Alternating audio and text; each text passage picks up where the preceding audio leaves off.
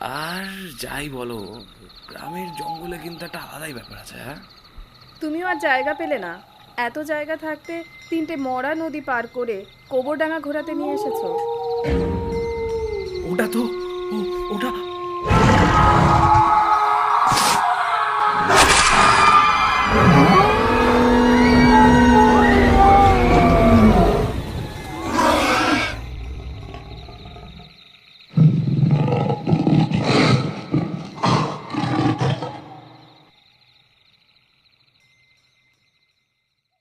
নমস্কার and welcome to app five originals.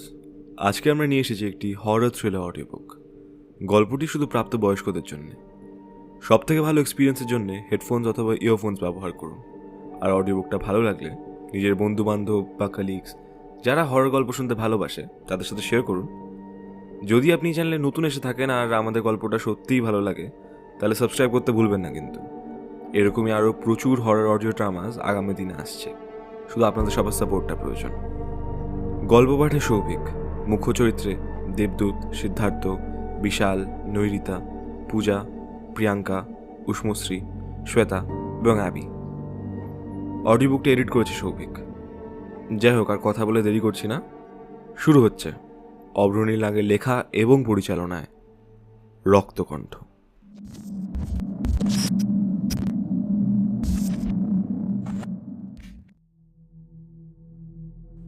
বিবেক একজন 28 বছর বয়সী মিডিয়াম আরও প্যারানর্মাল বিশেষজ্ঞ।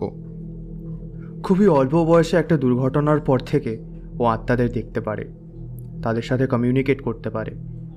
এভাবে অনেক মানুষের সাহায্য করেছে। কিন্তু শুধু মানুষের সাহায্য করলে তার পেট চলবে না, তাই আলাদা আলাদা শহরে বিভিন্ন প্যারানর্মাল শোজ পারফর্ম করে। আর সেখানেই সে তার অডিয়েন্সের সাথে তাদের হারিয়ে যাওয়া রিলেটিভস, পার্টনার বা বন্ধুদের কথা বলিয়ে দেয়। তার সাথে শোজে শেয়ার করে নিজের লাইফের এক্সপিরিয়েন্সগুলোকেও। সেরকমই একটা শো করতে ও কহলমা নামের একটা শহরে এসেছে। বিবেকের সাথে এসেছে ওর গার্লফ্রেন্ড মৃণালিনী। 2 বছর আগে যখন বিবেক কলকাতায় ওর একটা শো করতে গিয়ে মালবিকার কেসটা হাতে নিয়েছিল, তার কিছুদিন পরেই সেখানেই ওর সাথে দেখা হয়। সে যাকে সে একটা অন্য গল্প। আজ 1 নভেম্বর 2022, আগামীকাল বিবেকের একটা শো আছে কহলমার একটা থিয়েটারে। বিবেক আর ওর গার্লফ্রেন্ড এখন ওদের হোটেলে বসে সেটারই প্রিপারেশন নিচ্ছে। তাহলে স্টার্টিংয়ে আমি আমার লাইফ স্টোরিটা বলবো, দেন একটু অডিয়েন্স ইন্টারাকশন, তারপর শোনো, কলকাতার কেসটা বলতে ভুলো না কিন্তু। ওটাও বলবো। অডিয়েন্স ইন্টারাকশনটাই বেশি রেখো, অনেক মানুষকে হেল্পও করতে পারবে। আর আমি পরে সেগুলোকে রেকর্ড করে আপলোড করে দেবো, আরও পাবলিসিটি হবে। আরে কি হয়েছে তোমার? অনেক তো শোজ হলো, অলমোস্ট সবগুলো হাউসফুলও যাচ্ছে, কিন্তু অনেক দিন ভালো একটা প্যারানর্মাল কেস পাচ্ছি না। টাকা কামানোর উপর ফোকাস করো বিবেক। শো থেকে আমরা প্রচুর টাকা কামাচ্ছি। আই আন্ডারস্ট্যান্ড যে তোমার ভয়ানক কেসে সলভ করতে মজা আসে, বাট টাকাটা সবার আগে। রোমাঞ্চকর কেস সলভ করার একটা আলাদাই মজা আছে। তুমি তো ভিতর ডিম, তাই সেটা তুমি বুঝবে না। থাক, আমার বুঝতেও হবে না। আমি তোমার পাবলিসিস্ট হিসেবে ব্যস্ত থেকেই খুশি। বাই দ্য ওয়ে, আজকে তোমার একজন অ্যাপয়েন্টমেন্ট নিতে আসবে না? 2 জন আসবে তো শুনলাম একটা কেস নিয়ে। দেখো যদি ভালো কিছু নিয়ে আসে। ধুর, I have zero expectations from that case. কোন এক গ্রাম থেকে 2 জন আসবে, কগরডাঙ্গা না কি নাম, ধর পরিষ্কার করে কলে কিছু বলেও নি। আরে ভালো হোক খারাপ হোক কি যায় আসে, অ্যাটলিস্ট একটা এক্সপিরিয়েন্স তো হবে যেটা ফিউচার শোজে তুমি শেয়ারও করতে পারবে। দেখা যাক কি হয়। সেদিন সন্ধেবেলায় 2 জন ভদ্রলোক বিবেকের সাথে দেখা করতে আসে। মৃণালিনী ওদেরকে সোফায় বসতে বলে। 2 জন ভদ্রলোক প্রায় একই রকম লম্বা, বেশ পরিষ্কার পরিচ্ছন্ন, আর 2 জনের পরনেই ধুতি পাঞ্জাবি। একজনের গায়ের রং মাঝারি, আরেকজনের গায়ের রং ধপধপে ফর্সা। বিবেক ঘরে প্রবেশ করতে ওরা 2 জনে হাত জোর করে বিবেককে নমস্কার করলো। নমস্কার, আমি প্রেত প্রদর্শক বিবেক ব্যানার্জি। আপনাকে আজকাল কে না চেনে। যাই হোক, আমার নাম অমিতাভ উইলসন, আর আমার সাথে আমাদের গ্রামেরই হাই স্কুলের হেডমাস্টার দিব্যেন্দু বাবু। নমস্কার। আচ্ছা, আপনি নিজেকে প্রেত প্রদর্শক বলে ডাকেন কেন? প্যারানর্মাল লাইনে অনেকেই তো কাজ করে, কেউ তো এরকম উপাধি নিজেকে দিয়ে দেয় না মশাই। আজকাল তো প্রচুর self proclaim paranormal experts, paranormal hunters ইত্যাদি রয়েছে যারা এটাকে নিজের পেশা মনে করে, কিন্তু আমি এটাকে নিজের কাজ হিসেবে দেখি না। আমি আমার গিফটস দিয়ে মানুষদের হেল্প করতে ভালোবাসি। মিডিয়াম শব্দটা সাধারণ মানুষ একবারে এমনিও বোঝেও না, আর প্যারানর্মাল গাইড টাইটেলটা বড্ড জেনারিক হয়ে যায়, তাই নিজেকেই নিজে উপাধি দিয়েছি প্রেত প্রদর্শক। আচ্ছা, মিডিয়াম জিনিসটা কি, এটা একটু খোলসা করে বলবেন? ইন সিম্পল ওয়ার্ডস, মিডিয়াম আমার মতো লোকজনকে বলা হয় যারা মৃত মানুষদের আত্মাদের খালি চোখে কোনো সরঞ্জাম ছাড়া দেখতে পারে। হ্যাঁ, দেখেছি ফোনে আপনার কয়েকটা ভিডিও, তবে দেখে বিশ্বাস হয়নি একেবারেই। বিবেক খেয়াল করলো যে লোকটা ফালতু কথা বলে সময়টা নষ্ট করছে। আপনারা কি কারণে এসেছেন সেটা জানতে পারি? দিব্যেন্দুবাবু আবার কিছু বলতে যাচ্ছিলেন, ওইদিকে অমিতাভবাবু তার ঘাড়ে হাত রেখে তাকে আটকে দিলেন আর নিজে বললেন, আর কি বলবো বলুন, আমাদের গ্রামে মহামারী নেমে এসেছে, আর এই মহামারীর জন্য দায়ী বহু বছর পুরনো এক অভিশাপ। বিবেক শুনে একটা ঢোক গিলল। হঠাৎ করে ঘরের পরিবেশটা খুব ভারী হয়ে গেছে। মৃণালিনী বিবেকের পাশে এসে বসলো। একটু ডিটেলে বলবেন প্লিজ? আপনি আমাদের গ্রামের নাম শুনেছেন আগে? কালকে বলেছিলেন কিন্তু স্পষ্টভাবে শুনতে পাইনি। শুরু থেকেই শুরু করি তাহলে। আমাদের গ্রামের নাম কবরডাঙ্গা। এখান থেকে ঘন্টা 3 লাগে গাড়ি করে পৌঁছতে। গত 200 বছর ভারত স্বাধীন হওয়ার আগ পর্যন্ত নর্থ বেঙ্গলে যত ব্রিটিশ সোলজার মারা যেত তাদের কবর সুন্দর করে সাজানো হয়েছিল এই গ্রামের পুরো জমিটার মধ্যেই। তা বলাই বাহুল্য যে সেইখান থেকেই নামটা পড়েছে আমাদের এখানের কবরডাঙ্গা। সত্যি বলতে কি, পুরো গ্রামটাই আসলে একটা কবরখানা।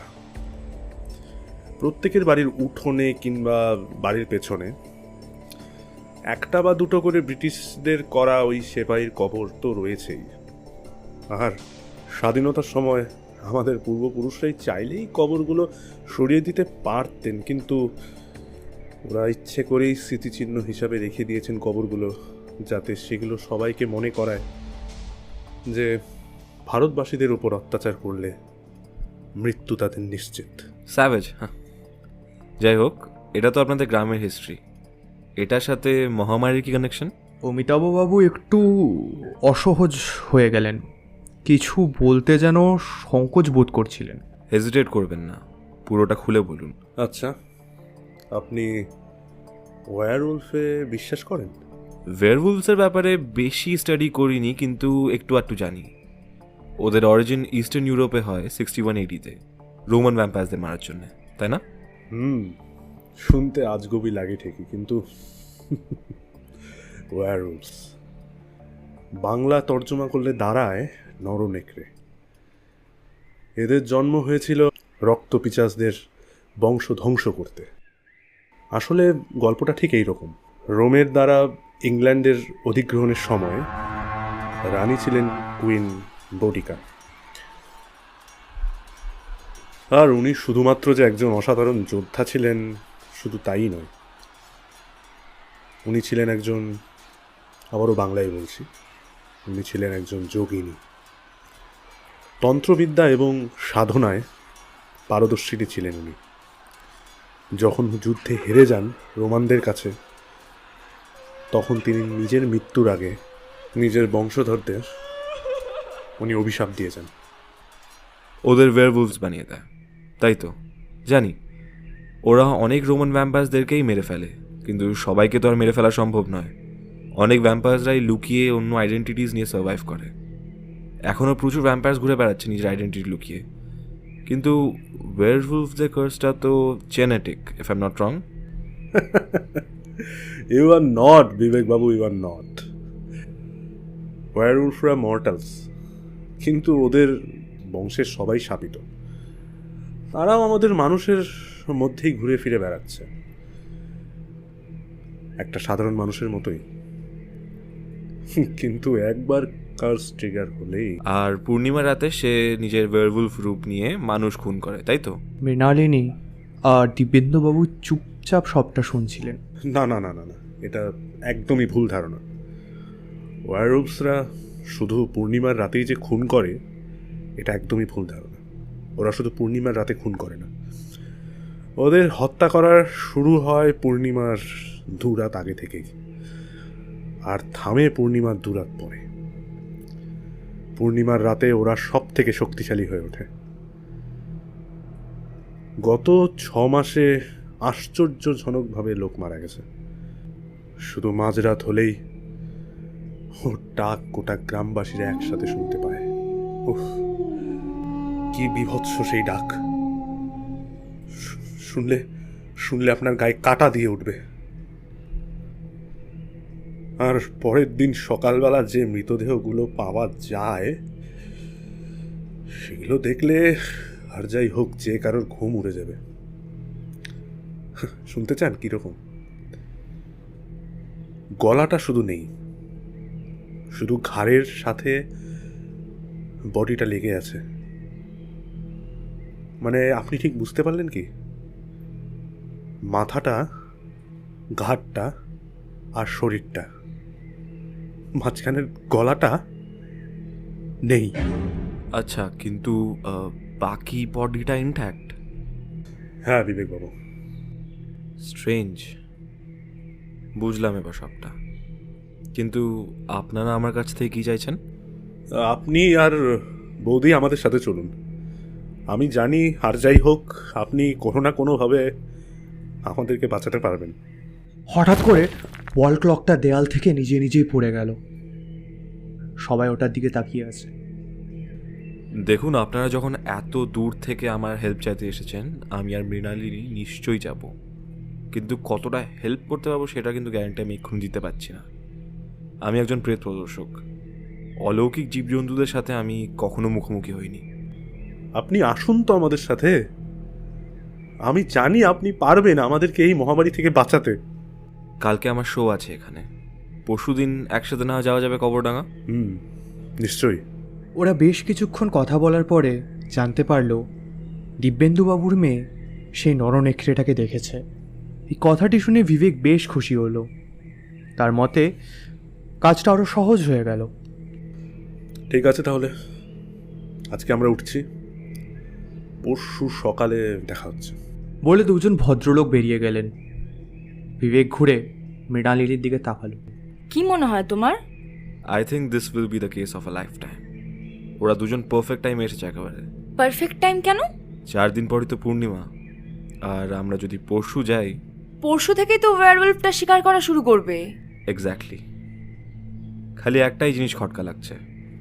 কি?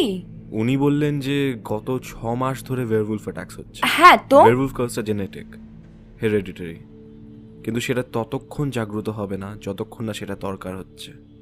যে কার্স সে তো নিজেই জানবে না, নিজেকে বাকি সবার মতো সাধারণ মানুষ মনে করবে।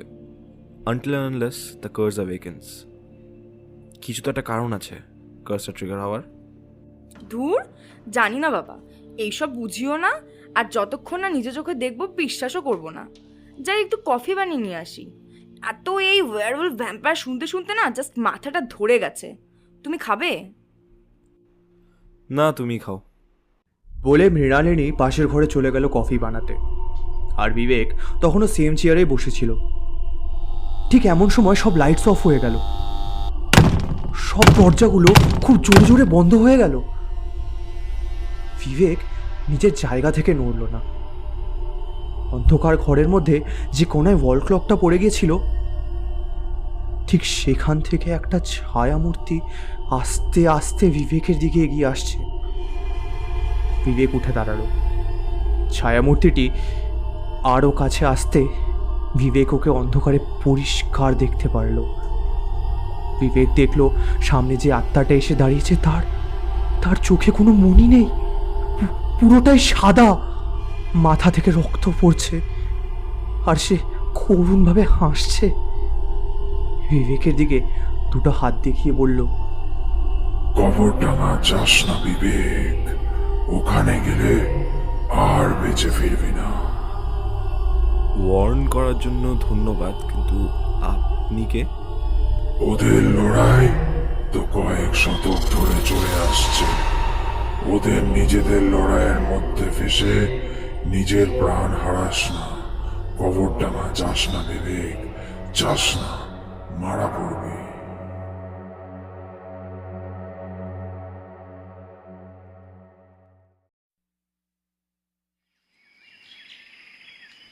প্ল্যান মতো শোয়ের পরের দিন সবাই কবরডাঙ্গার উদ্দেশ্যে রওনা দিল। একটা ইনোভা গাড়িতে ওরা চারজনই বেরিয়ে পড়ল। গাড়িটা অবশ্য অমিতাভ বাবুর ছিল, আর ড্রাইভার ওনারই পার্সোনাল ছিল। রাস্তায় যেতে যেতে গল্প করতে করতে ওদের ব্যাপারে অনেক কিছু জানতে পারল বিবেক। অমিতাভ বাবু আসলে একজন অ্যাংলো ইন্ডিয়ান। সেটা অবশ্য আশ্চর্যজনক কোনো ব্যাপার না। ওনার মতো এত ফর্সা ভদ্রলোক খুবই কম দেখা যায়। আর ওনার সারনেম উইলসন। শুনে এটা আগে আন্দাজ করেছিল বিবেক। দিব্যেন্দুবাবু প্রচণ্ড খিটখিটে একজন ভদ্রলোক। উনি নিজেকে সেলফ রাইচিয়াস মনে করেন, কিন্তু আসলে উনি খুবই অ্যানয়িং। সারা রাস্তা নিজের মেয়ের গুণগান গাইতে গাইতে এলেন। 3.5 ঘন্টার পর অবশেষে ওরা কবরডাঙ্গায় এসে পৌঁছালো। অমিতাভবাবু বাড়ির সামনে। তখন দুপুর 1টা বাজে। পৌঁছানোর পর এক এক করে গাড়ি থেকে সবাই নেমে গেল, কিন্তু বিবেক গাড়িতেই বসে রইল। বিবেক ড্রাইভারের ঘাড়ে হাত রেখে বলল, তোমার 1 বছর আগে খুব কাছের একজন বন্ধু মারা গেছে না?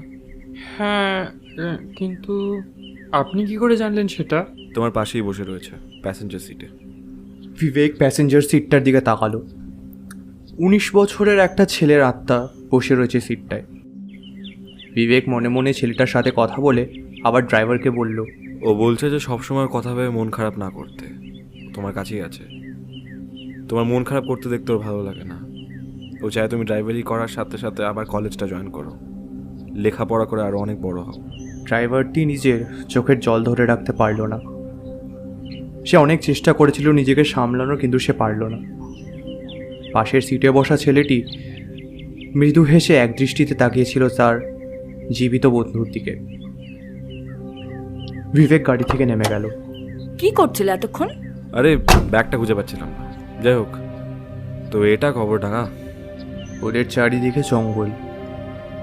জঙ্গলের মধ্যে ছোট ছোট বাড়ি। গ্রামটা খুবই সুন্দর, খুব একটা বড় না। বিবেক তো জঙ্গলের মধ্যে অনেকগুলো আত্মাদের দেখতে পাচ্ছিল, কিন্তু বারবার একটা জিনিসও খেয়াল করেছে যে কারোর মুখে হাসি নেই।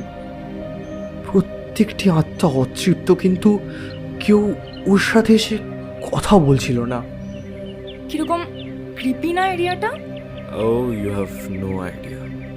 দুজন চাকর এসে বিবেক আর মৃণালিনীর লাগেজটা নিয়ে গেল। বিবেক এবার ঘুরে জঙ্গলের থেকে চোখটা সরিয়ে বাড়িটার দিকে তাকালো।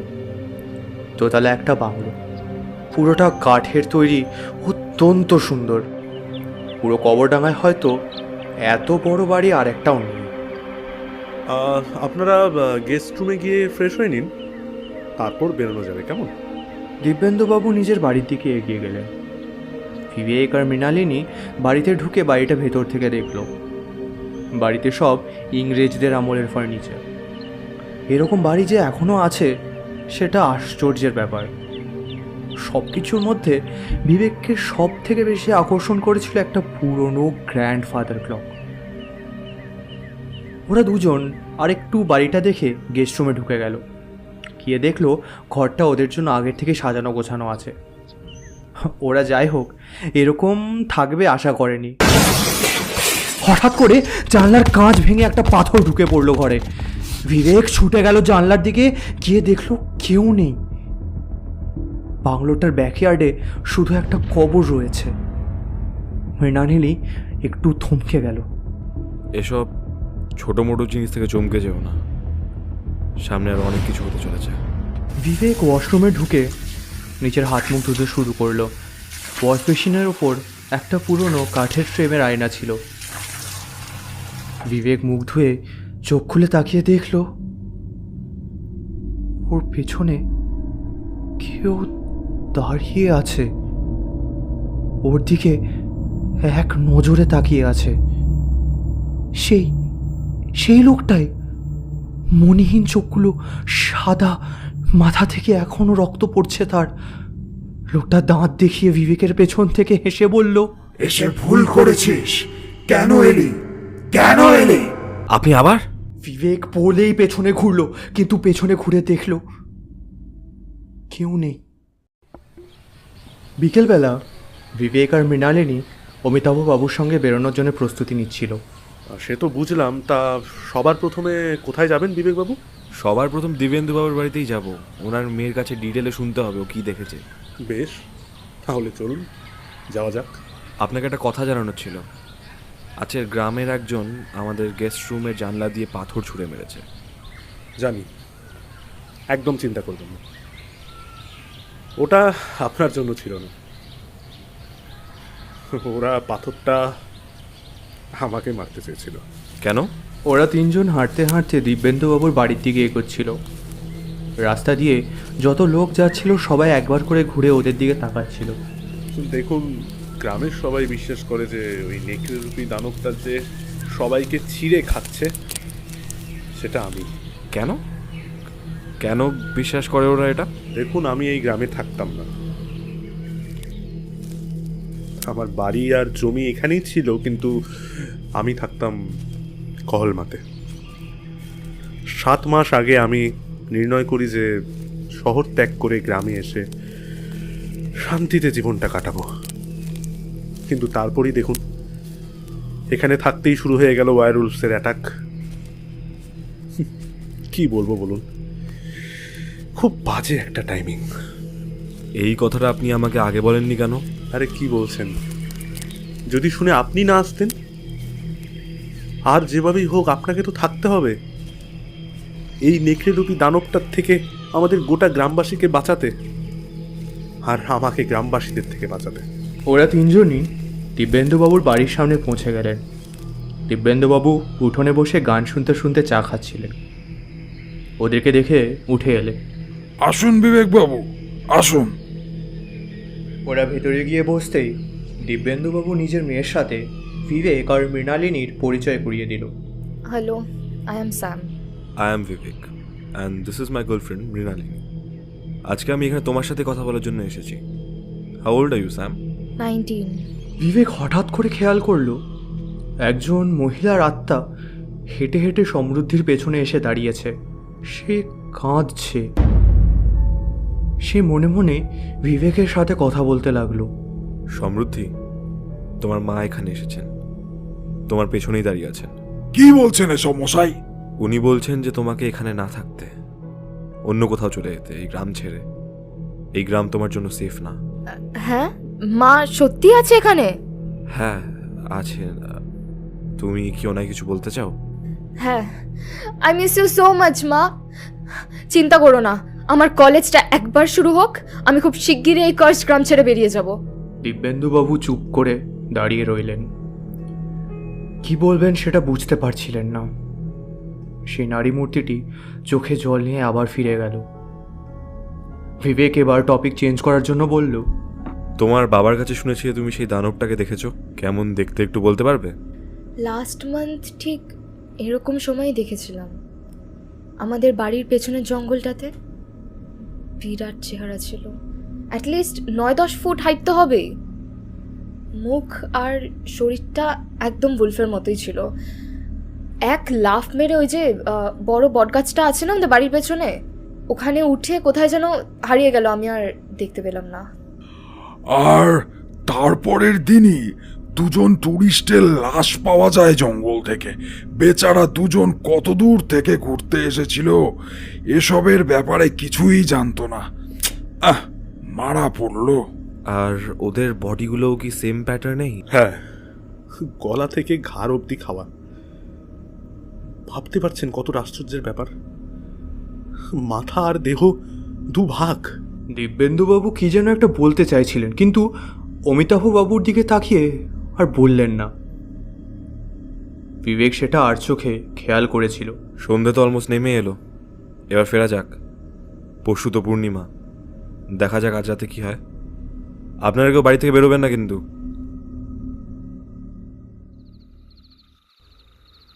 দেখতে দেখতে রাত এগিয়ে এলো। এখন রাত্রি প্রায় 11:30। ওরা 3জন আবার বাড়ি ফিরে এসেছে। বিবেক, অমিতাভবাবু আর মৃণালিনী ড্রয়িং রুমে বসে চা খাচ্ছিল। কালকে আমি আর মৃণালিনী একবার হাই স্কুলটা ঘুরে আসবো। টাইমটা বলুন, কটার দিকে নিয়ে যাব আপনাদের? না, কালকে শুধু আমরা দুজনই যাব। যেহেতু আপনাকে সবাই সন্দেহ করছে, আপনার সামনে কেউ খুলে সবটা বলবে না। ঠিক আছে, দেখুন যেটা আপনার ঠিক মনে হয়। বিবেক নিজের পকেট থেকে একটা কাঠের ধারালো অস্ত্র বের করলো। ওটার মধ্যে ল্যাটিন ভাষায় খোদাই করা মর্স হেরিডিবিস বুডিকা। এটা একবার হাতে নিয়ে দেখুন তো। বিবেক বলে খটমট করে অমিতাভবাবুর দিকে তাকিয়ে রইল, যেন ওনার পরীক্ষা নিচ্ছে। অমিতাভবাবু খুবই কৌতূহলের সাথে অস্ত্রটা হাতে নিয়ে দেখল। বিবেক একটা লম্বা শান্তির দীর্ঘশ্বাস ছাড়ল। অস্ত্রটা একটা চাকু সমান লম্বা, কিন্তু দেখতে অনেকটা ছোট লাঠির মতো। সামনের দিকটা ধারালো করলে যেমন লাগবে ঠিক সেই রকম। তার মানে আপনি সত্যিই বলছিলেন? মানে? যদি আপনি সত্যিই ওয়্যারউলফ হয়ে থাকতেন, তাহলে এতক্ষণে আপনার হাত পুরো ছাই হয়ে যেত। But it didn't. আরে কি বলছো? কোথায় পেলে তুমি এটা? ডিড ইউ রিয়েলি থিঙ্ক আমি কোনো প্রিপারেশন ছাড়া তোমাকে নিয়ে এত ডেঞ্জারাস জায়গায় আসবো? আর এটা আমি অনেক আগে একজন... হঠাৎ করে বাইরের থেকে সেই অলৌকিক দানবটা ডেকে উঠল। সেই হাড় হিম করা ডাক। সবাই নির্বাক হয়ে বসে শুনল। অমিতাভবাবুর মুখটা ভয়ে সাদা হয়ে গেছে। আওয়াজটা সামনে জঙ্গল থেকে আসছে না? হ্যাঁ, আপনি শুনতে পাচ্ছেন? তারপর হঠাৎ করে বিবেক এমন একটা কাজ করলো যেটা কেউ ভাবতেও পারেনি। অমিতাভবাবুর হাত থেকে সেই অস্ত্রটা রীতিমতো কেড়ে নিয়ে বিদ্যুতের বেগে বাড়ি থেকে বেরিয়ে গেল। আরে কোথায় যাচ্ছ তুমি? তুমি কি পাগল হয়ে গেছো? Do not follow me. Vivek দৌড়ে জঙ্গলের মধ্যে চলে গেল। ওর নেকড়ে ডাকটাকে পিছু করতে শুরু করলো। নিজের গায়ের জোর দিয়ে জঙ্গলের মধ্যে দিয়ে দৌড়াচ্ছিল। জঙ্গলে থাকা অনেক আত্মা, যাদেরও আগেও দেখেছিল, তাকে আটকানোর চেষ্টা করছে, বাধা দেওয়ার চেষ্টা করছে, কিন্তু কোনো কিছুর তোয়াক্কা না করে সে এগিয়ে যাচ্ছে। আকাশের মেঘের আড়াল থেকে চাঁদটা উঁকি দিচ্ছে। আর কিছুদিন পরেই তো পূর্ণিমা। সেটা পরিষ্কার বোঝা যাচ্ছে। আস্তে আস্তে সেই ভয়াবহ ডাকটা হারু কাছে শোনা যাচ্ছে। বিবেক তো দৌড়তে খেয়াল করলো, ওর ঠিক একটু দূরেই একটা 10 ফুট উঁচু নেকড়ে দাঁড়িয়ে শিকার খুঁজছে। বিবেকের আওয়াজ পেয়ে সেও বিবেকের দিকে আসতে আরম্ভ করে দিল। সে কি বিশাল অদ্ভুত রূপ! সারা গায়ে কালো লোম আর লাল চোখগুলো অন্ধকারে জল জল করছে। বিবেক দাঁড়িয়ে পড়ল ওর জায়গাতেই। ও বুঝে গেছে এবার বুদ্ধি করে চলতে হবে। রাক্ষসটা আস্তে আস্তে বিবেকের দিকে এগিয়ে আসছে। ঠিক 20 ফুট দূরে এসে দাঁড়ালো, একদম মুখোমুখি, চাঁদের আলো। বিবেক এবার পরিষ্কার দেখল সেই অলৌকিক প্রাণীটাকে। বিবেক সেই কাঠের অস্ত্রটাকে শক্ত করে ধরলো। নেকড়েটার দিকে দৌড়তে যাচ্ছিল, ঠিক তক্ষণে হঠাৎ করে সেই বুড়ো লোকটার আত্মা তাদের মাঝখানে এসে দাঁড়ালো। যে শুরু থেকে বিবেককে বাধা দিচ্ছিল, সেই বিবেকের উপর চেঁচিয়ে বলল, মূর্খ, তুই কি করেছিস সেটা তুই জানিস? হাতে শুধু আদিমকালের অস্ত্র থাকলেই হবে না। একটা অলৌকিক শক্তির বিনাশ শুধু আরেকটা অলৌকিক শক্তিই করতে পারবে। কোন মানুষ যদি ওই অস্ত্র ব্যবহার করে তাহলে সে তখনই মারা যাবে। তোকে কতবার বারণ করেছিলাম। কি? বিবেকের গলা শুকিয়ে গিয়েছিল। ও সমস্যার সমাধান করার তাড়াহুড়োয় কত বড় একটা বোকামি করতে যাচ্ছিল। ও এবার সেটা বুঝতে পারলো। লোকটা ঘুরে সেই বিরাট নেকড়ে রূপী দানবটার দিকে চিৎকার করলো, তুই যেই রক্তচোষা পিশাচকে খুঁজে বেড়াচ্ছিস সেটা এর না। একে ছেড়ে দে, একে ছেড়ে দে, তোর শিকার তোর অপেক্ষা করছে। তারপর মুহূর্তের মধ্যে অবাক করার মতো একটা জিনিস ঘটে গেল। সেই সাদা মণিহীন লোকটার আত্মা দৌড়ে গিয়ে স্পর্শ করল দানবটার হাঁটুতে। আর সঙ্গে সঙ্গে লোকটার আত্মাটা লাহাল আগুনে চলতে শুরু করে দিল, যেন নরকের আগুন তার শরীর দিয়ে বইছে। লোকটার চোখ গলে সেই ফাঁকা চোখের মধ্যে থেকে আগুন বেরোতে শুরু করলো। নেকড়েটার ডান পাটায় সেই আগুনের ছ্যাঁকা লাগতেই দানবটা চিৎকার করে ল্যাংড়াতে ল্যাংড়াতে জঙ্গলে পালিয়ে গেল। আর সেই লোকটা নরক অগ্নিতে জ্বলন্ত অবস্থায় বিবেকের দিকে তাকিয়ে শেষবারের মতো একটু মৃদু হেসে বলল, আমার আমার ডাক চলে এসেছে বিবেক। চললাম আমি। সাবধানে থাকিস তোরা। আমার নাতনি মৃণালিনীকে ভালো রাখিস। লোকটার ছাই হাওয়ায় মিলিয়ে গেল। বিবেক চাঁদের আলোর তলায় জঙ্গলের মধ্যে একা দাঁড়িয়ে রইল। সময়টাও যেন বিবেকের সাথে সেখানেই থমকে গেছে।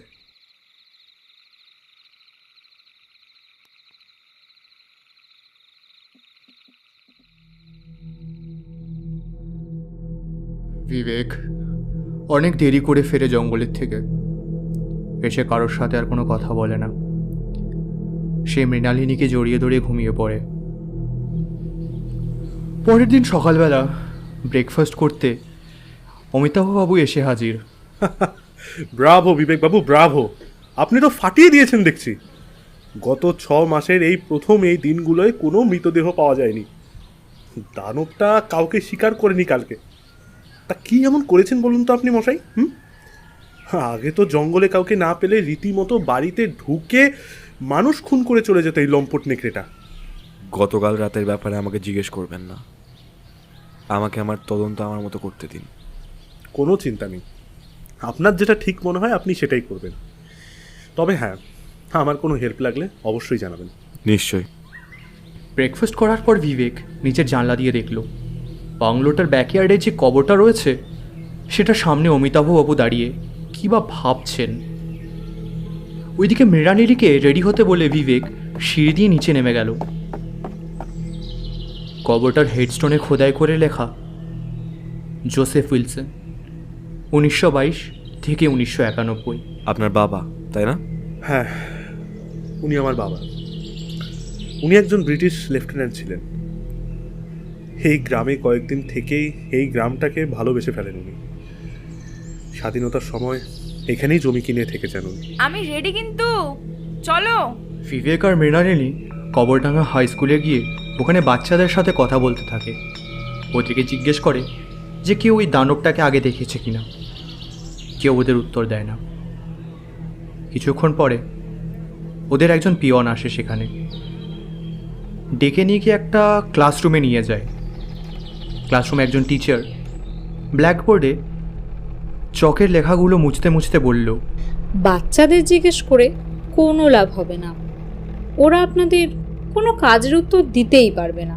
তাহলে কে পারবে? আপনি? ভেবে নিন তাই। আমার নাম রত্নদীপা সোম।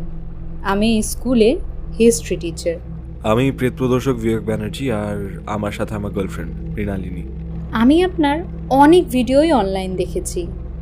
আপনাদের দুজনকেই খুব ভালোভাবে চিনি। আমাকে ওই হরারের পোকা বললেও চলো। প্যারানর্মাল জিনিসপত্র নিয়ে মারাত্মক রিসার্চ করতে ভালোবাসি। আপনার কি মনে হয় নরনেকড়েটাকে? তালি তো এক হাতে বাজে না বিবেকবাবু। এই ভ্যাম্পায়ার্সের, ওয়্যারউলফসের হিস্ট্রি তো আপনি জানেনই। আমি বরং আপনাকে আমাদের গ্রামের হিস্ট্রিটা বলি। 1947-এ স্বাধীনতার সময় অনেক ইংরেজরাই ভারতে থেকে যায়। এই ইংরেজদের থ্রুতেই আমাদের দেশে এই ইউরোপিয়ান অলৌকিক প্রাণীগুলো সব প্রবেশ করে। কবরডাঙ্গাতেই তো অ্যাটলিস্ট 5-6টা অ্যাংলো ইন্ডিয়ান ফ্যামিলি তো রয়েইছে। আপনার কি কারোর ওপর সন্দেহ আছে? হ্যাঁ, দেখুন, ওয়্যারউলফ কার্সটা তো জেনেটিক, হেরিডিটারি। সেই ওয়্যারউলফ কার্স শুধু তখনই জেগে উঠবে যখন তাকে তার প্রকৃত শত্রু আবার ওর এলাকায় ফিরে আসবে। ভ্যাম্পায়ার? তো আপনি বলতে চাইছেন যে এই গ্রামে ফিরে এসছে? বলতে চাইছি না, তবে বলছি। 7 মাস আগে তো অমিতাভবাবু ফিরেছেন, তারপর থেকেই তো এসব শুরু হয়েছে গ্রামে, তাই না? অমিতাভ বাবু? না না, ওনার কথা বলছি না। উনি আর ভ্যাম্পায়ার? সে হতেই পারে না। শাকাহারী মানুষ, আজ অবধি মুরগি কেটে খাননি। আমার বাবার সাথে ওনার বাবা জোসেফ আঙ্কেলের খুব ভালো খাতির ছিল। অমিতাভবাবু খুবই ভালো একজন মানুষ। আমাদের গ্রামের জন্য উনি অনেক করেছেন। তাহলে আপনি কার কথা বলছেন? 6 মাস আগে আমাদের গ্রামের হসপিটালের ডাক্তারের বদলি হয়। নতুন যে ডাক্তার আসেন সেই একজন অ্যাংলো ইন্ডিয়ান। আপনার মতোই বয়স হবে তার। নতুন বিয়েও করেছেন। 6 মাস আগে থেকে তো ওয়্যারউলফ অ্যাটাকসগুলো হচ্ছে গ্রামে। এক্স্যাক্টলি। ডাক্তারটার নাম জেমস বেকার, লোকাল হসপিটালের হেড ডাক্তার। ধন্যবাদ, আপনি অনেক হেল্প করেছেন আজকে আমাকে। আজকে আসছি। হেডমাস্টার অফিসটা কোন দিকে বলতে পারবেন? ফেরার আগে একবার দিব্যেন্দু বাবুর সাথে দেখা করে যাই। উনি আসেননি এখনো। উনি বেশিরভাগ দিনই লেটে আসেন। সেরকম তো কোনো কাজ নেই। ও আচ্ছা, ঠিক আছে, আসছি তাহলে। ওনাকে বিদায় জানিয়ে মৃণালিনী আর বিবেক স্কুল থেকে বেরিয়ে গেল। ওরা জঙ্গলের পাশ দিয়ে হেঁটে হেঁটে যাচ্ছিল হসপিটালের দিকে। অ্যাটলিস্ট কিছু তো ভালো হলো স্কুলটা এসে, একটা লিড পাওয়া গেল। কিছু তো অবশ্যই হয়েছে। ওনার কথা শোনার পর আমি অনেক কিছু রিয়েলাইজ করেছি, কিন্তু উনিও দেখলাম একটা জিনিস জানেন না। কি? দানবটা এত মানুষ মারছে কেন, আর মানুষ মারলে শুধু গলার অংশটাই খাচ্ছে কেন? কেন? একজন মানুষ যখন ওয়্যারউলফে ট্রান্সফর্ম হয় তার নিজের হিউম্যান মেমোরিজ আর মনে থাকে না। একটা পুরো অল্টারনেট পার্সোনালিটি তৈরি হয়ে যায় তার, যার একমাত্র গোল হলো নিজের অভিশাপ থেকে মুক্ত হওয়া। কিন্তু সেটার জন্য মানুষ মারে কেন? ওয়্যারউলফের প্রকৃত শত্রুকে? ওয়্যারউলফের প্রকৃত শত্রু ভ্যাম্পায়ার? ইয়াপ। আর একজন ভ্যাম্পায়ারের প্রাণ থাকে ওর গলায় বা কণ্ঠে। ওদের অ্যাডামস অ্যাপেলের মধ্যে এমন একটা বিষাক্ত পদার্থ থাকে যেটা যদি তাদের শরীর থেকে একবার বেরিয়ে যায় তারা তক্ষুনি মারা পড়বে। আর একজন ওয়্যারউলফের তো সেই বোর্ডটা নেই যে সে বুদ্ধি করে ভ্যাম্পায়ারকে খুঁজে তারপর তাকে মারবে। ও আচ্ছা, তাই জন্যেই ও যাকে নিজের সামনে পাচ্ছে তাকেই মেরে ফেলছে। ওয়্যারউলফ কার্সটা কতটা যন্ত্রণাজনক হতে পারে সেটা তো আমাদের আইডিয়াও নেই। হয়তো ও সেই কষ্ট থেকে মুক্তি পাওয়ার জন্য ডেসপারেট হচ্ছে। প্রয়োজন যেই দিন নেকড়েটা ওর শিকার, ভ্যাম্পায়ারের গলা ছিঁড়ে ওর কণ্ঠের রক্তটা খেয়ে নেবে, সেদিনই অভিশাপ মুক্ত হয়ে যাবে। তো এবার আমাদেরকে ভ্যাম্পায়ারটাকেও খুঁজতে হবে। একটা ওয়্যারউলফ খুঁজে পাওয়া যাচ্ছে না, আবার নাকি ভ্যাম্পায়ার। কখনো কখনো না নিজে জাস্ট বসে ভাবি যে আমার লাইফে নর্মাল বলতে কিচ্ছু নেই। রিগ্রেট করো? অবভিয়াসলি রিগ্রেট করি না, বাট একটু নর্মাল লাইফের না প্রয়োজন আছে আমাদের দুজনেরই। The highest heights make the most skilled sellers. যাই হোক, এবারে এই ডক্টর জেমসের সাথে দেখা করতে হবে গিয়ে। আচ্ছা, যদি ওই ভ্যাম্পায়ার হয় তাহলে তুমি কি করবে? ওয়্যারউলফটার কাছে ওর বলি দিয়ে দেবো। ধুর, বাজে কথা বলো না তো। বিবেক পাশের জঙ্গলটার দিকে তাকিয়ে থাকতে থাকতে যাচ্ছিল। কতগুলো মানুষের আত্মা নির্বাক হয়ে দাঁড়িয়ে এক চোখে তাকিয়েছিল বিবেকের দিকে। জানো মৃণালিনী, যদি এরা আমার সাথে কথা বলতো না, হয়তো আমাকে এত জায়গায় লিডস খুঁজে বেড়াতে হতো না। এরা মানে কারা? জঙ্গলে অনেক মানুষের আত্মা রয়েছে, কারোর মুখে হাসি নেই, সবাই অতৃপ্ত। আই এম শিওর এরা ওই ওয়্যারউলফটার হাতেই প্রাণ হারিয়েছে। এরকম কেন মনে হয় তোমার? গতকাল রাতে আমি যখন জঙ্গলের মধ্যে দিয়ে দৌড়ে যাচ্ছিলাম, এরা সবাই আমার সামনে এসে আমাকে বাধা দিচ্ছিল, জানো। আর তুমি তাও চলে গেছিলে? I did what I thought was best.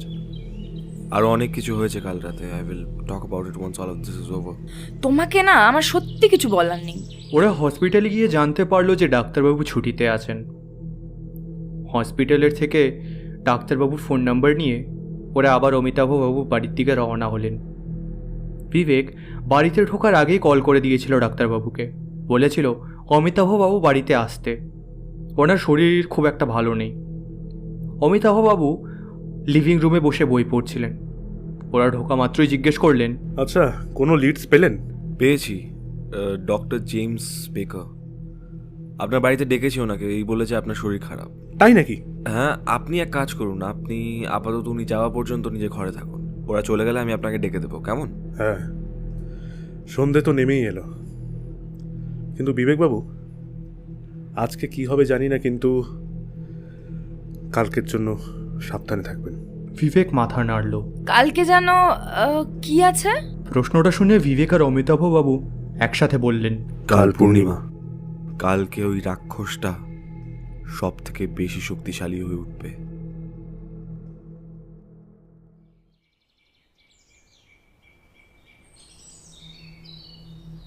সন্ধে নামতে নামতেই ডাক্তারবাবু তার স্ত্রীকে নিয়ে এলেন। মৃণালিনী ওদেরকে নিয়ে লিভিং রুমে বসালো। বিবেক গেস্ট রুম থেকে বেরিয়ে এসে ওদের সাথে এসে বসলো। নমস্কার, আমি প্রেত প্রদর্শক Vivek Banerjee and this is my girlfriend Mrinalini. I am Dr. James Baker and this is my wife Nancy. বাইরে সন্ধে নামা দেখে তো আমি ভেবেছিলাম আপনারা হয়তো আজকে আসবেনই না। সে কোনো ব্যাপার না। এখনো তো দেরি আছে, রাত 11টার আগে তো কখনো নেকড়েটাকে উৎপাত করতে শুনিনি। স্টিল আসার জন্য ধন্যবাদ। আসতে তো হতোই, অমিতাভবাবুর শরীর খারাপ শুনে আমি লেট করতে চাইনি, কিন্তু সন্ধে নেমে গেছিল দেখে আমার সাথে আমার বডিগার্ডকেও নিয়ে এসেছি। যাতা বলা বন্ধ করবে তুমি? অ্যাকচুয়ালি অমিতাভবাবু ঠিকই আছেন। আমি আপনাদের ডেকেছি নিয়ে তদন্তের জন্য। আপনার কলটা পেয়ে হালকা আন্দাজ করেই ছিলাম। আপনাকে আমি আর ন্যান্সি দুজনেই দীর্ঘদিন ধরে চিনি। ইভেন আমরা আপনার একটা শো অ্যাটেন্ড করেছিলাম। তাই নাকি? কোন শোতে এসেছিলেন? কলকাতা 2 বছর আগে। আমাকে একটা কথা বলুন তো বিবেকবাবু। আচ্ছা, আপনি না প্রেত প্রদর্শক, তাহলে আপনি আমাদের গ্রাম থেকে ওয়্যারউলফ তাড়ানোর চেষ্টা কেন করছেন বলুন তো? কেন, আপনি কি চান ওই গ্রামে থাকুক? আমি নিশ্চয়ই এটা চাবো না যে প্রত্যেক মাসে এত লোক মারা যাক, কিন্তু ওয়্যারউলফটার ওপরেও দয়া হয়। He is after all merely just a cursed human who is in lot of pain, doom to fulfil his legacy. আপনি অনেক জানেন দেখছি। এখনকার দিনে ইন্টারনেট এত ইজিলি অ্যাক্সেসিবল হওয়াতে তো সবাই একটু রিসার্চ করলেই জানতে পারে। আচ্ছা যাই হোক, যে কারণে আপনাদের ডেকেছি সেটা বলি। এরপর রাত নেমে আসবে, তার আগেই আপনাদের বাড়ি ফিরে যাওয়া উচিত। বিবেক নির্দ্বিধায় খোলসা করে পুরো ব্যাপারটা ওদের বলাতে ওরা হাসতে লাগলো। জেমস আর ভ্যাম্পায়ার, আপনার মাথায় এটা এলো বা কী করে? I mean I get it যে আমাদের এই গ্রামে শিফট করার টাইমিংটা খুবই খারাপ ছিল। আমরা আসা মাত্রই ওয়্যারউলফ অ্যাটাকসগুলো শুরু হয়, কিন্তু what you seeing is just absurd. Look, I am very happy যে you thought I could be a vampire, কিন্তু আমি অতও লাকি নয়। Prove it. Prove what? যে আমি ভ্যাম্পায়ার না? বিবেক একটা কাঁচের টুকরো দিয়ে নিজের বাঁ হাতের তালুটা মাঝখান দিয়ে একটা লাইন কাটলো। ওটা থেকে গল গল করে রক্ত পড়তে শুরু করে দিল। আপনি তো একদম তার কাটা মানুষ দেখছি। বিবেক নিজের রক্তাক্ত হাতটা ডক্টর জেমসের মুখের কাছে গিয়ে ধরল। ডক্টর জেমস একটু আনকমফর্টেবল হয়ে গিয়েছিলেন, কিন্তু উনি ঠিকই ছিলেন। বিবেক হাতটা গোটা 1 মিনিট ধরে ওনার মুখের সামনে রেখেছিল, কিন্তু কিছুই হলো না। উনি একদম স্বাভাবিক ছিলেন। বিবেক একটু হেসে বলল, ডাক্তারবাবু, হাতটা একটু ব্যান্ডেজ লাগিয়ে দেবেন, ভালোই রক্ত পড়ছে। বিবেক হাসল। ডক্টর জেমসও আনকমফোর্টেবলভাবে হেসে নিজের সাথে করে আনা ব্যাগ থেকে নিজের সব জিনিসপত্র বার করতে লাগলেন। ওরা দুজন আরও কিছুক্ষণ থেকে চলে গেলেন। বিবেকের হাতটা অতটাও কাটেনি।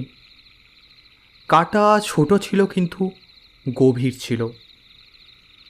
ওদের যাওয়ার পর মৃণালিনী রেগে গিয়ে বলল, এরপর থেকে যখন তোমার এইসব পাগলামি করার থাকবে না, আমাকে প্লিজ ঘর থেকে বার করে দিও। হঠাৎ করে বাইরের থেকে ভেসে এলো সেই নেকড়ের ডাক। বিবেক নিজের পকেট থেকে বের করলো সে আগের কাঠের অস্ত্রটা। আজকে কিন্তু তুমি কোথাও যাবে না বিবেক, অ্যাটলিস্ট যতক্ষণ না তুমি একটা ঠিকঠাক প্ল্যান পাচ্ছ ততক্ষণ তো না। আজ বোধহয় দরকারও পড়বে না। নেকড়েটা হতো, ওর ডান পাটা অলমোস্ট পুড়ে গেছিল কাল রাতে। এভাবে ওর জন্য মানুষ শিকার করাটা তো খুবই কঠিন হবে। গতকাল রাতেও পারিনি, মনে আছে? কিন্তু কালকে তো আর সেটা ম্যাটার করবে না। আজকে রাতটা কাটুক আগে। নেকড়ে রূপী দানবটা আবার ডাক দিল। বিবেক আর মৃণালিনী সিঁড়ি ভেঙে নিজের ঘরে ঢোকার সময় দেখল অমিতাভবাবু ঘরের দরজাটা বন্ধ। ওরা নিচের ঘরে চলে গেল। আর এইদিকে অমিতাভবাবু নিজের ঘরে জানলার সামনে দাঁড়িয়েছিলেন। ওনার ঘরটা দোতলায়, আর ওনার জানলা থেকে পুরো গ্রামটা দেখা যায়। জেমস আর ন্যান্সি হেঁটে ফিরছিল, আর উনি ওদেরকে নিজের চোখ দিয়ে ফলো করছিলেন। হঠাৎ করে উনি দেখলেন দানবটা জঙ্গল থেকে বেরিয়ে এসে জেমসকে কামড়ে ওর দেহটা মুখে করে জঙ্গলে নিয়ে চলে গেল। ন্যান্সি উন্মাদের মতো জেমসকে বাঁচানোর চেষ্টা করতে করতে জঙ্গলের ভেতরে ঢুকে গেল।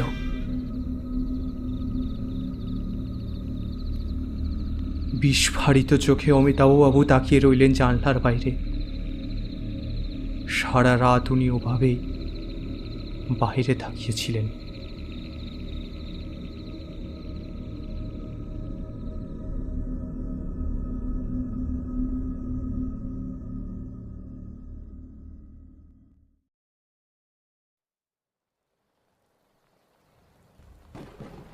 পরের দিন সকালবেলায় জঙ্গল থেকে উদ্ধার হলো জেমস আর ন্যান্সির মৃতদেহ। গ্রামবাসীরা কিছুক্ষণ জঙ্গলে ভিড় করে চলে গেছে। বিবেকও খবরটা পেয়েছে অমিতাভবাবুর থেকে। ভোরবেলা থেকে বৃষ্টি হচ্ছে, এখনো থামেনি। বৃষ্টির মধ্যে বিবেক একা হেঁটে হেঁটে জঙ্গলে গিয়েছিল। অনেকক্ষণ বিবেক দাঁড়িয়েছিল ওদের মৃতদেহের সামনে। বৃষ্টির জলে রক্তগুলো ধুয়ে গেছে। ওদের মাথা এবং দেহ দুভাগ পাশাপাশি পড়ে রয়েছে। বিবেক ওদের মৃত্যুর জন্য নিজেকে দোষ দিচ্ছিল। আস্তে আস্তে বিবেক সেই অতৃপ্ত আত্মাদের এতদিন ধরে জঙ্গলে দাঁড়াতে দেখেছিল, তারা বিবেককে ঘিরে ধরল। ওরা বড় বড় চোখ করে তাকিয়ে ছিল বিবেকের দিকে, কিন্তু মুখে কোনো এক্সপ্রেশন নেই ওদের। ওই ভিড়ের মধ্যে দিয়ে জেমস আর ন্যান্সির আত্মা এসে বিবেকের সামনে দাঁড়ালো। মৃদু হেসে বিবেকের বাঁ হাতটায় স্পর্শ করলো জেমস। বিবেক হঠাৎ করে জেমসের চোখ দিয়ে দেখল কিভাবে ওই ভয়ানক দানবটা মেরেছে জেমসকে। স্মৃতিটা জেমস বিবেককে দেখিয়েছিল। এক এক করে প্রত্যেকটা অতৃপ্ত আত্মা নিজের মরার স্মৃতি বিবেককে দেখায়। বিবেক ওদের ব্যথা, ওদের কষ্ট, ওদের প্রত্যেকটা বেদনা বুঝতে পারে। বিবেক পরপর স্মৃতিগুলো দেখার পর হাঁটু গেড়ে বসে পড়ে সেই বৃষ্টি ভেজা কাদায়, যেখানে দুভাগ করা মৃতদেহ ছিল। ও কি কাঁদছে? বৃষ্টির জলে সেটা বোঝা সম্ভব ছিল না।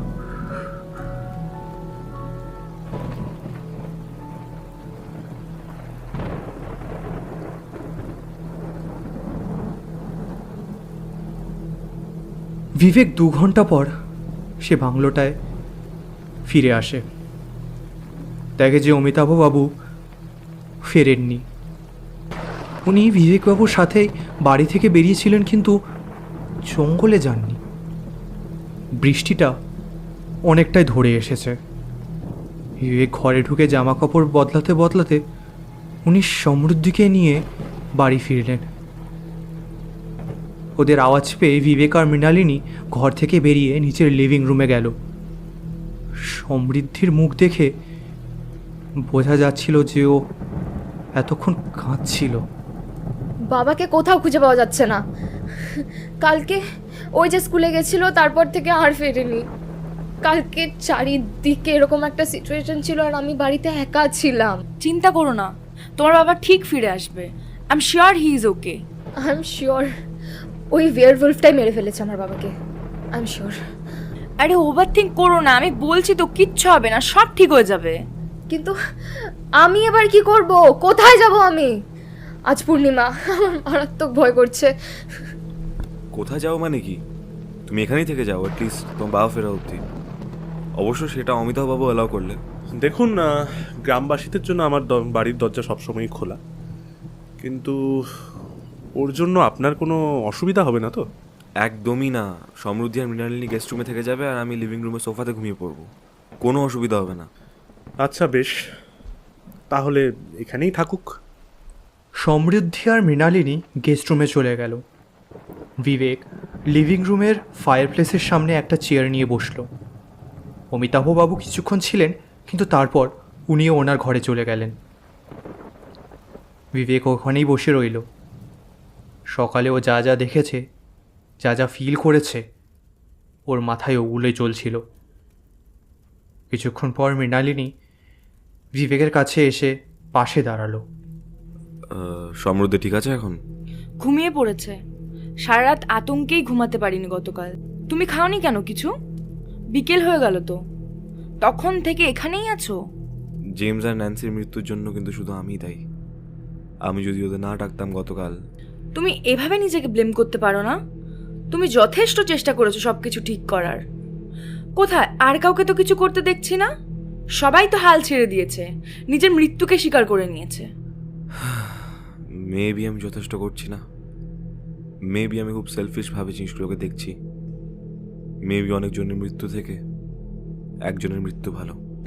বিবেক নিজের হাতে ওই কাঠের অস্ত্রটা আবার নিল। কি বলছো তুমি? পরিষ্কার করে বলো তো একটু। বিবেক মৃণালিনীর হাত ধরে মৃদু হেসে বলল, কিছু না, জাস্ট নো যে আজ রাতে এই গ্রামে ওয়্যারউলফ অ্যাটাক হওয়া বন্ধ হয়ে যাবে।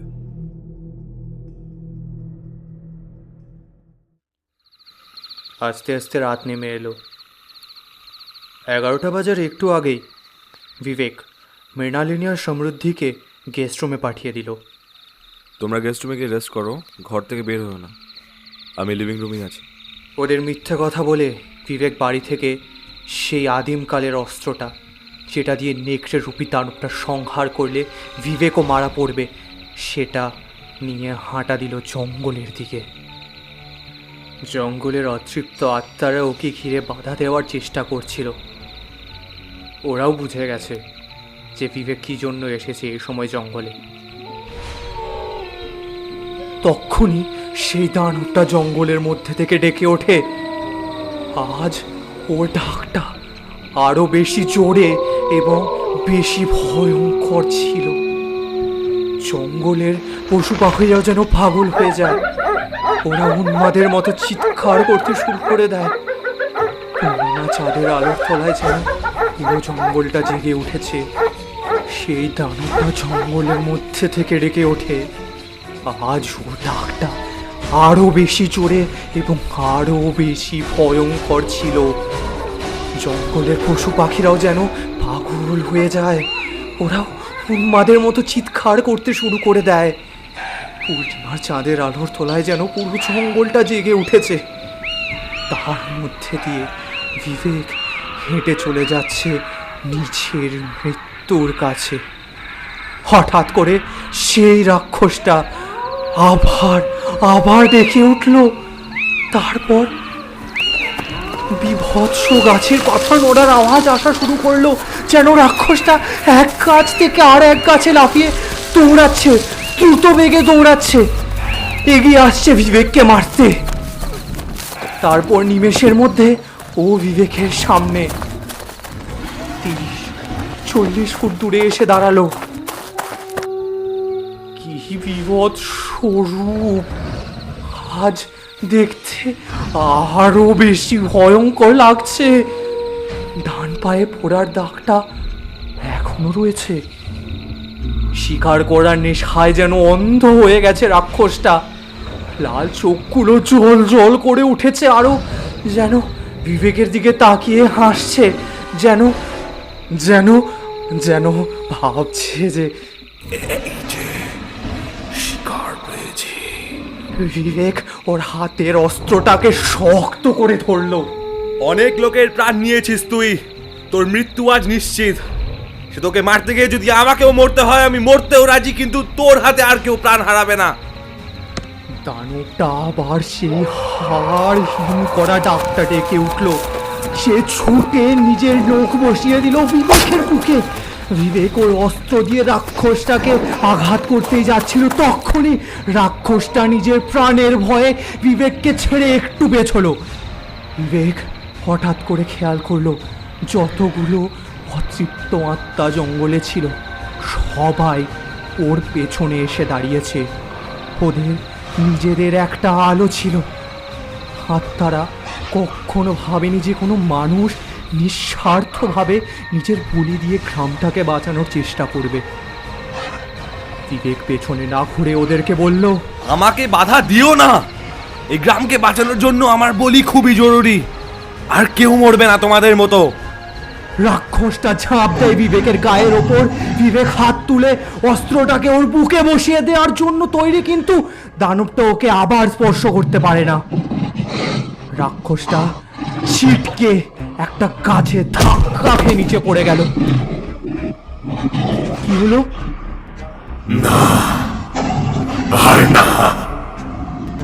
বিবেক গর্জন করে উঠল, কিন্তু কিন্তু ওটা কি বিবেক ছিল?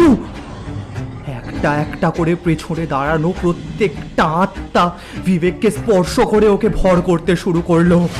বিবেকের মুখটা বদলে গেল। ওর চোখে কোনো মনি নেই, পুরোটাই সাদা। বিবেকের পেছনে আর একটাও আত্মা নেই। সবাইকে একসাথে ভর করেছে। বিবেক আলোকিত হয়ে ওঠে, চাঁদের মতো যেন আত্মার আলোটাও নিজের শরীর দিয়ে বের করছে। বিবেক দানবটার দিকে তাকিয়ে কি অদ্ভুত ভাবে হাসলো। সারা গা সাদা হয়ে গেছে। দানবটা এবার নিজেকে সংযত করে আবার উঠে দাঁড়িয়েছে। সেই 10 ফুট বিরাট মূর্তি তৈরি হচ্ছে বিবেককে আক্রমণ করার জন্য। ঠিক তখনই বিবেক হাওয়ায় ভেসে ওঠে। বিবেকের এখন মনিহীন মুখটা বিকট দেখতে লাগছে। ওর মুখের প্রতিশোধের একটা হাসি। প্রত্যেকটি আত্মা একসাথে প্রতিশোধ নিচ্ছে ওই দানবটার কাছ থেকে। বিবেকের পর শূন্যে ভেসে ওঠে, ওই দানবটার চেয়ে ওপরে উঠে যায়। তখনই ওই রাক্ষসটা গাছ পেয়ে ওপরে উঠে ঝাঁপ দেয়, কিন্তু বিবেককে কামড়াতে পারার আগেই সেই দানবটার গায়ে বিবেক ঘুষিয়ে দেয় সেই আদিমকালের অস্ত্রটাকে। দানবটা এরপর নিচে পড়ে যায় বিভৎস একটা চিৎকার করে।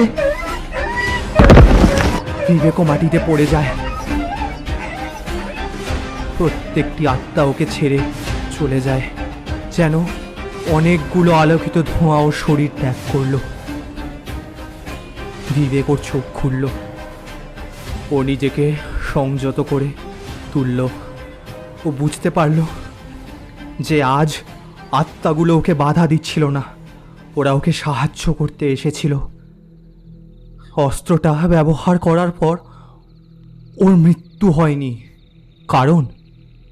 কারণ কিছুক্ষণের জন্য ও নিজেও একটা অলৌকিক জীবে পরিণত হয়ে গিয়েছিল। ও দেখল প্রত্যেকটি আত্মা দাঁড়িয়ে আছে ওর সামনে। এই প্রথম ওদের মুখে একটু হাসি। একজন একজন করে ওরা হাওয়ায় মিলিয়ে যাচ্ছিল।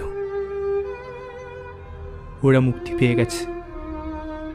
পেছন থেকে কোঁকড়ানোর আওয়াজ আসছিল।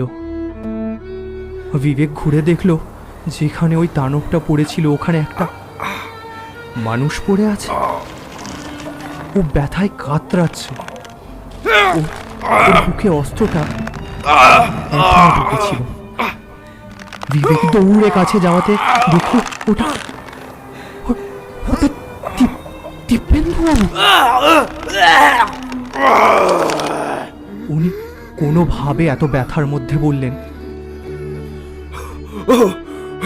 বিবেক, বিবেক আমার মেয়েকে বাঁচাও বিবেক, আমার মেয়েকে বাঁচাও, আমার মেয়েকে বাঁচাও বিবেক।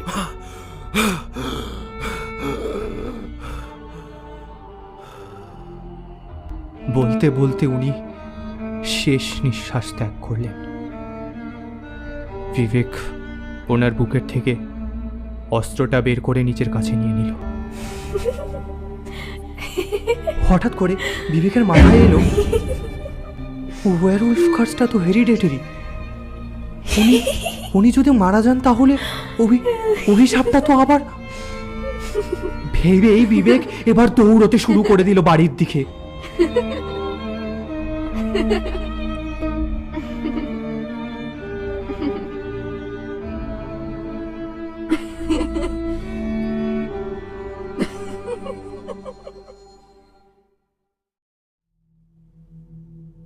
মৃণালিনী আর সমৃদ্ধি গেস্ট রুম থেকে বেরিয়ে এসে লিভিং রুমে বিবেককে খুঁজছিল। আমার আর ভালো লাগে না, আমার ওর কথা বিশ্বাসই করা উচিত হয়নি। দিদি আমার না শরীরটা কেমন যেন একটা লাগছে, বুঝতে পারছি না ঠিক। আরে ও কিছু না, আজকে দুপুরবেলা বৃষ্টিতে ভিজেছো না, ওই জন্য জ্বর আসছে হয়তো। দিদি আমার চোখটা একবার দেখো না, চোখে কিছু একটা ঢুকেছে মনে হয়, চোখটা কেমন খচখচ করছে অনেকক্ষণ থেকে। মৃণালিনী পেছনে ঘুরিয়ে দেখলো সমৃদ্ধির চোখগুলো লাল হয়ে জ্বল করছে। মৃণালিনী কোনো রকম নিজেকে সামলে বলল, কোথায়? না না কিছু নেই কিছু নেই বলে মৃণালিনী এক পা দু পা করে আস্তে আস্তে পেছোতে লাগলো। সমৃদ্ধি হঠাৎ করে মাটির উপর পড়ে গেল। মৃণালিনী ভয়ে কি করবে বুঝতে পারছে না। ঠিক সেই সময় বিবেক এসে হাজির। বিবেক মৃণালিনীকে ওর সামনে থেকে টেনে দূরে সরিয়ে দিল আর সেই কাঠের অস্ত্রটা আবার বের করলো নিজের হাতে। সমৃদ্ধির পুরো শরীরটা মোচড়াতে শুরু করে দিল, যেন একটা করে হাড় ভেঙে অন্যরকম একটা আকার নিচ্ছে। ওর সারা গায়ে জন্তুর মতো কালো লোম হয়ে গেল আর ওর মুখটা একটা নেকড়ের রূপ নিয়ে নিল। সেই বিভৎস ডাকটা দেওয়ার পর ও আস্তে আস্তে বিবেক এবং মৃণালিনীর দিকে এগোতে লাগলো। ভয়ে চিৎকার করতে করতে অজ্ঞান হয়ে গেছিল মৃণালিনী। হঠাৎ করে অন্ধকারের মধ্যে অমিতাভবাবু এসে হাজির। তারপর নিমেষের মধ্যে এমন একটা জিনিস ঘটে গেল যেটা বিবেকের কল্পনার বাইরে ছিল। উনি বিবেকের হাত থেকে অস্ত্রটা নিয়ে বিদ্যুতের বেগে বসিয়ে দিল নেকড়ের বুকে। নেকড়েটা ব্যথায় চিৎকার করতে করতে মাটিতে পড়ে গেল, নিজের শেষ দম ফেলল। বিবেকের একটা জিনিস খটকা লাগলো, উনি অস্ত্রটা ব্যবহার করলেন কিন্তু উনি বেঁচে আছেন কিভাবে? অমিতাভবাবুর কিচ্ছু হয়নি, উনি হাসছেন। তখনই বিবেকের মনে পড়ল, একটা অলৌকিক শক্তির বিনাশ শুধু আরেকটা অলৌকিক শক্তিই করতে পারবে। অমিতাভবাবুর দিকে তাকানোর পর বিবেকের হাত পা ঠান্ডা হয়ে গেল। ওনার লাল চোখগুলো যেন জ্বলছে আর দাঁতগুলো যেন অনেক অনেক বড় এবং ধারালো হয়ে গেছে। অমিতাভবাবু এত রক্ত দেখে নিজেকে সামলাতে না পেরে নেকড়েটার কণ্ঠে কামড় মারে ও রক্ত খাওয়া শুরু করে দেয়। তার সারা গা ওই নেকড়ের রক্ত দিয়ে ভিজে আছে। বিবেকের এখনো বিশ্বাস হচ্ছে না যে ও নিজের চোখে এটা কি দেখলো। অমিতাভবাবু, হ্যাঁ অমিতাভবাবু সেই রক্তচোষা পিশাচ যার জন্য এই গ্রামে এই মহামারীটা নেমে এসেছে। তারপর ওই নেকড়ের কণ্ঠে রক্ত গিলতে গিলতে হঠাৎ করে উনি মুখটা তুলে বিবেকের দিকে তাকালেন। কি হলো বাবু, আপনি চমকে গেলেন কেন? আপনি তো এটা অনেকদিন আগে থেকে আন্দাজ করেছিলেন নাকি? অমিতাভবাবু হেসে নিমেষের মধ্যে উধাও হয়ে গেল, যেন আলোর বেগে ওই জানলাটা ভেঙে দৌড়ে চলে গেছেন। বিবেক দৌড়ে গিয়ে জানলার পর্দাটা টেনে ওই নেকড়েটাকে মাথা থেকে পা অবধি ঢেকে দিল। কেন জানি এবার ওই নেকড়েটা মরার পর আর মানুষের রূপ নেয়নি। হয়তো এবার ওর প্রকৃত শত্রুর হাতে মরেছে বলে তাই। বিবেক এক গ্লাস জল নিয়ে এসে মৃণালিনীর মুখের ওপর ছেটালো। একটু ধাক্কা দেওয়াতেই মৃণালিনীর জ্ঞান ফিরল। Are you okay? Are you? আমি তো ঠিক আছি, কিন্তু কি হলো হঠাৎ করে এখানে? আমি তো কিছু বুঝতে পারছি না। Thank god, it's over, it's all over. বিবেকের কি যেন হঠাৎ করে মনে হলো কে যেন ওকে ডাকছে। ও হেঁটে জানলার ধারে গিয়ে দেখল দিব্যেন্দুবাবু আর সমৃদ্ধি, ওনাদের আত্মা একসাথে হাত ধরে হেঁটে যাচ্ছে জঙ্গলের দিকে। ওরা একবার ঘুরে বিবেকের দিকে তাকিয়ে মাথা নিচু করল। বিবেকও ওর উত্তরে হেসে মাথা নাড়ল। তারপর দিব্যেন্দুবাবু এবং সমৃদ্ধি হাত ধরে জঙ্গলের মধ্যে কোথায় যেন একটা হারিয়ে গেল।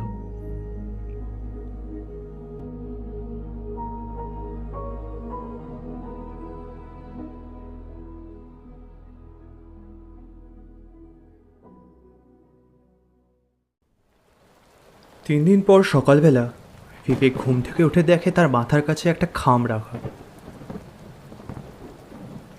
ওটার উপরে বিবেকের নাম লেখা ছিল। বিবেক উঠে খামটাকে সবার আগে পকেটে লুকিয়ে রাখলো, তারপর মৃণালিনীকে ঘুম থেকে তুলল। গত 3 দিন লেগেছে সব কিছু সামলাতে এবং গ্রামবাসীদের পুরো ঘটনাটা বোঝাতে। বিবেক আর মৃণালিনী তাড়াতাড়ি করে ব্যাগ ঠ্যাগ গুছিয়ে ফেরার জন্য প্রস্তুতি নিচ্ছে।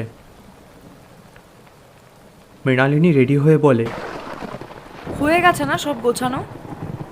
চলো তো এবার এখান থেকে। আমি জাস্ট আর এক মুহূর্ত এই গ্রামে থাকতে চাই না। তুমি নামও, যাও, গাড়িতে উঠে বসো, আমি টয়লেটে নিয়ে কিছুক্ষণ আসছি। মৃণালিনী চলে গেল। বিবেক পকেট থেকে সেই খামটা বের করলো। ওটার ভেতরে একটা চিঠি ছিল।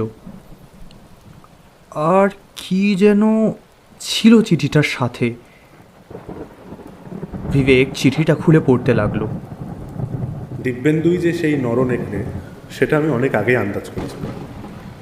1947 সালে যখন আমি ইংল্যান্ড ত্যাগ করে এখানে থাকার নির্ণয় নিই, আমার মতো নেই দিব্যেন্দুর বাবা মেজর ডেভিস, উনিও এই দেশেই থেকে যান। যখন 1947-এ মেজর ডেভিসের জেনেটিক কার্সটা আমাকে স্বীকার করার জন্য জেগে ওঠে, তখনই আমি এই গ্রাম ছেড়ে চলে যাই।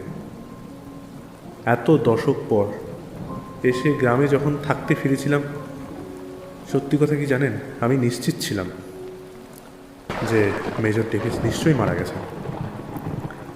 কিন্তু ফিরে আসার পর যা যা ঘটলো, যেভাবে দিনগুলো গেল, সেগুলো তো আপনি ভালো করেই জানেন। এই নেকড়ের দলকে নির্বংশ করার জন্য আমার তোমাকে দরকার ছিল। সেটার জন্য অত্যন্ত ধন্যবাদ। তুমি একজন ভালো মানুষ হিসাবে আমাকে এবং গ্রামবাসীদের হেল্প করতে এসেছিলে। টাকা দিয়ে তোমায় আমি ছোট করব না, তাই বলতে পারো প্রতিদান হিসাবে দিয়ে যাচ্ছি আমার রক্ত। বিবেক দেখল একটা ছোট্ট শিশি ভর্তি গাঢ় রক্ত আর একটা খালি সিরিঞ্জ ছিল খামটার ভেতরে। রক্তটাকে নিজের রক্তের মধ্যে মেশাতে পারলে আমার মতো আমার জীবন উপভোগ করতে পারবে। তুমি মানুষ হয়ে এত দিন ধরে এত মানুষকে উদ্ধার করতে পেরেছো।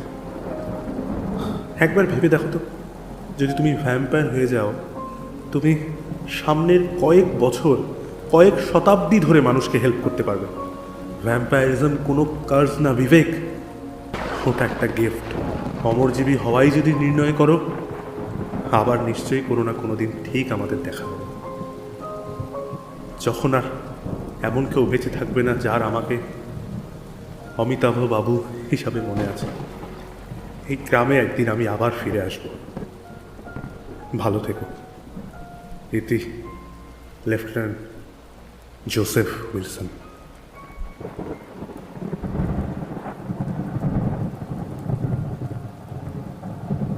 বিবেক কিছুক্ষণ ধরে চিন্তা করল।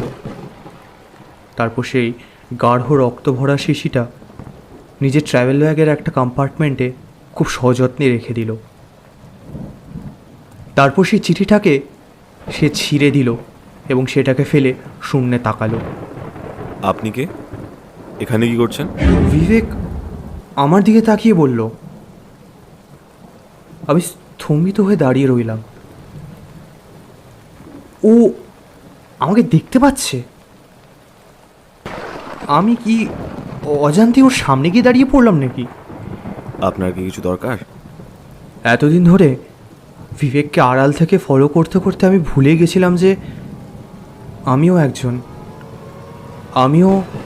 একজন মৃত মানুষের অতৃপ্ত আত্মা।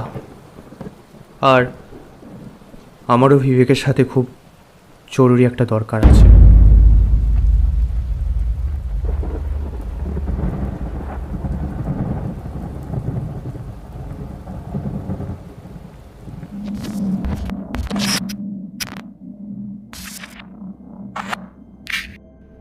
এতক্ষণ আপনারা শুনছিলেন অভ্র নীলনাগের লেখা রক্তকণ্ঠ। গল্প পাঠে সৌভিক, মুখ্য চরিত্রে দেবদূত, সিদ্ধার্থ, বিশাল, নৈরিতা, পূজা, প্রিয়াঙ্কা, উষ্মশ্রী, শ্বেতা এবং অ্যাবি। গল্পটি এডিট করেছে সৌভিক। আপনাদের গল্পটা কেমন লেগেছে সেটা আমাদের কমেন্ট করে জানান। আর এরকমই আরও অলৌকিক এবং প্যারানর্মাল অরিজিনাল গল্প শোনার জন্য সাবস্ক্রাইব আর শেয়ার করুন। পুরো অ্যাবিফাইড অরিজিনালসের টিমের পক্ষ থেকে আপনাদের ধন্যবাদ। খুবই তাড়াতাড়ি আবার দেখা হবে এখানেই। আপাতত বিদায়। আর হ্যাঁ, সাবধানে থাকবেন, কিছুদিন পরে কিন্তু পূর্ণিমা।